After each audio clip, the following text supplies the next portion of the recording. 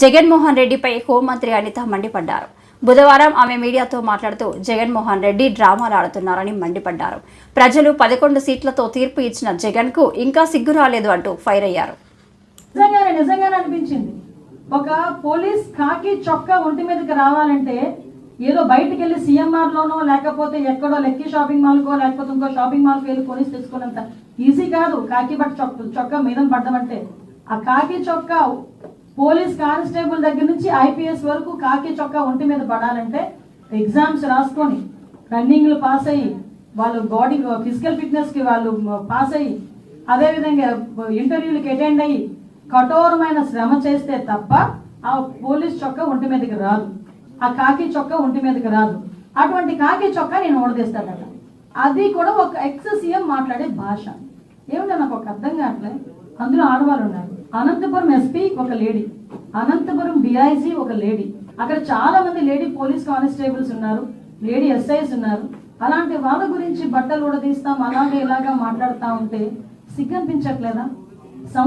సంస్కారమేనా అది? కనీసం ఒక సంస్కారంతో కూడా మాట ఒక ఎక్స్ సీఎం గా మాట్లాడాలి అన్న ఇంగిత జ్ఞానం లేకుండా ఎక్కడికి వచ్చి మాట్లాడుతున్నాడు? ఇది ఒక విక్టిమ్ హౌస్ దగ్గరకు వచ్చి మాట్లాడే పరిస్థితులు.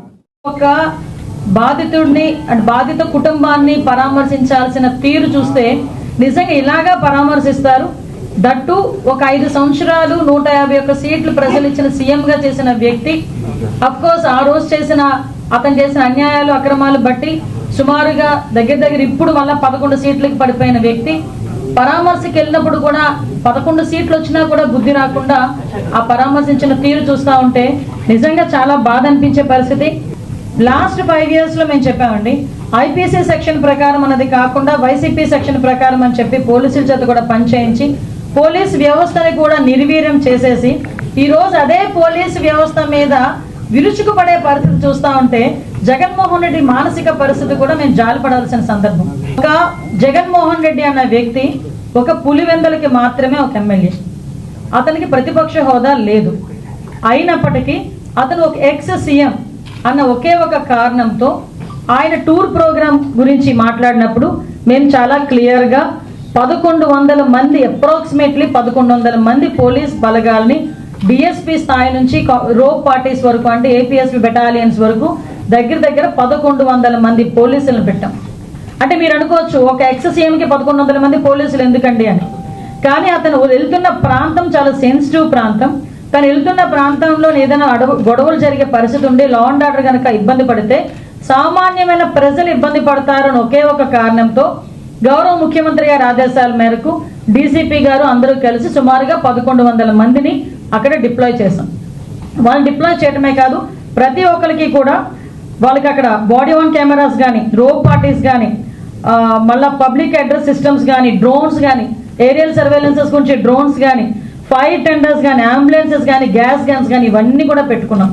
అంటే సాధారణంగా ఒక విఐపీ వచ్చినప్పుడు ఎటువంటి ట్రీట్మెంట్ చేసుకుంటామో ఆ ట్రీట్మెంట్ అంతా కూడా ఒక సాధారణ ఒక పులివెందల ఎమ్మెల్యేకి కూడా కేవలం ఎక్స్ సీఎం అన్న కారణంతో మేము ఇవ్వడం కూడా జరిగింది. ఆ సంగతి కూడా మీరందరూ కూడా గమనించాలి. అదేవిధంగా సుమారుగా 7/4/2025 అంటే నిన్న ఇన్సిడెంట్ కన్నా మొన్న ఎస్పీ గారు చాలా క్లియర్గా కూర్చుని ఒక మీడియా ద్వారా వాళ్ళని పర్సనల్గా కూడా వైసీపీ నాయకుల్ని పిలిపించి ప్రాబ్లం ఎదురయ్యేటట్టుంది, ఎక్కువ మందిని మీరు మొబిలైజ్ చేయడం, వాట్సాప్స్లో కూడా ఇంతమంది రండి అంతమంది రండి, పోలీసులు కనుక మిమ్మల్ని అడ్డుకుంటే నడుచుకొని రండి లేకపోతే పరిగెత్తుకుంటూ రండి అని చెప్పి వాట్సాప్లో కూడా మెసేజ్లు చాలా మంది వైసీపీ నాయకులు రెచ్చగొట్టే ధోరణిలో అవన్నీ పెట్టారు. వాటి నేపథ్యంలో ఎస్పీ గారు కూడా అది చాలా నేరో రోడ్, పక్కన ఒక చెరువు ఉంది, ఒక పక్క చూస్తే కొన్ని 2-3 విలేజ్లు చాలా సెన్సిటివ్ విలేజెస్ ఉన్నాయి కాబట్టి అక్కడ మీరు వచ్చేటప్పుడు కూడా ఎక్కువ మందిని మొబిలైజ్ చేయడం కానీ అదేవిధంగా కొంచెం అక్కడ లా అండ్ ఆర్డర్ సిచ్యువేషన్ని కొంచెం కంట్రోల్ చేయడం కానీ అక్కడ సెక్యూరిటీ పర్పస్లో కూడా ఎక్కడ కూడా ఇబ్బంది లేకుండా పరిస్థితి చూసుకోవాలి. సెక్యూరిటీ పరంగా మేము చూసుకుంటాం, బ్యారికేడ్స్ అవి కూడా జాగ్రత్తగా చేసుకోవాల్సిన బాధ్యత మీది అని చెప్పి వైసీపీ నాయకులకి అందరికీ కూడా చాలా క్లియర్గా చెప్పారు. ఆఖరికి హెలీప్యాడ్ దగ్గర వేసిన బ్యారికేడ్స్ కూడా చాలా ఎందుకు పనికిరాకుండా ఇలా గట్టి కదిపితే పడిపోయేటట్టుగా ఉన్నాయన్న సంగతి మా డిపార్ట్మెంట్ వాళ్ళు ఎవరైతే అక్కడ బ్యారికేడ్స్ వేశారో వాళ్ళకి కూడా చెప్పడం జరిగింది.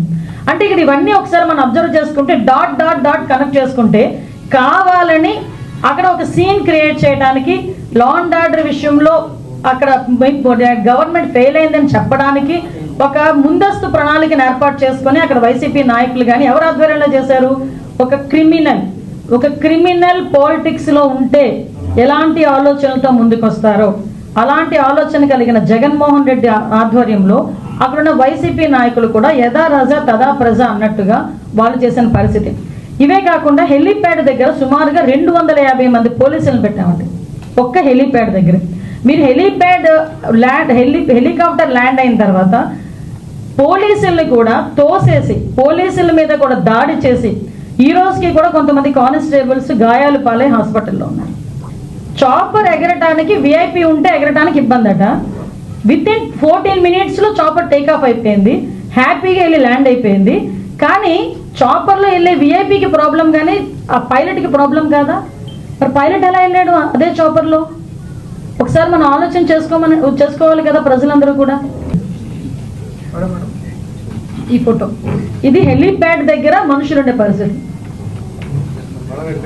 చాపర్ దగ్గర. ఒకసారి ఆలోచన చేసుకోవాలి. ఇవన్నీ డాట్స్ అన్ని కనెక్ట్ చేస్తే కంపల్సరీ చాపర్లో వన్ సైడ్ రావడానికి సిద్ధపడే వచ్చాడండి. అక్కడున్న సెన్సిటివిటీ బట్టి అక్కడున్న పరిస్థితులను బట్టి అక్కడ కంపల్సరీ మాకు వచ్చిన ఇందాక మీరు అడిగారు ఇంటెలిజెన్స్ రిపోర్ట్ ఉందా లేదా అని అడిగారు. మాకున్న రిపోర్ట్ను బట్టి ఎక్కువ మందిని కొంచెం మొబిలైజ్ చేస్తున్నారు, డబ్బులు ఇచ్చి తీసుకొస్తున్నారు కాబట్టి అక్కడ ఏదైనా గలాటా సృష్టించడానికి రెడీ అవుతారు. ఎందుకంటే మాకు పూర్వపు అనుభవం ఉందబ్బా. గొడ్డలకైతే మొదలైంది, తర్వాత కోడిగత్తు వచ్చింది, తర్వాత గులకరాయి వచ్చింది, ఇప్పుడు హెలికాప్టర్ వస్తుంది. మేము కనుక చూసుకోకపోతే అసలు యాక్చువల్గా డిప్యూటీ సీఎం గారు కానీ సీఎం గారు కానీ నేను ప్రత్యేక సాక్షి. వాళ్ళు ఎక్కడికైనా వెళ్ళేటప్పుడు 1 సిగ్నల్ ఆపుతారండి అంతే. 1 సిగ్నల్, అది కూడా ఆపొద్దని చెప్పి సీఎం గారు చెప్తే వాళ్ళ భద్రతల విషయంలో 1 సిగ్నలే అంతే తప్పించి 2-3 సిగ్నల్స్ ఆపే పరిస్థితి అయితే లేదు. కాబట్టి అక్కడ మేము వాళ్ళ ఫోన్ నెంబర్స్ కూడా తీసుకొని వాళ్ళ లొకేషన్స్ కూడా మేము ఐడెంటిఫై చేసుకున్నాం.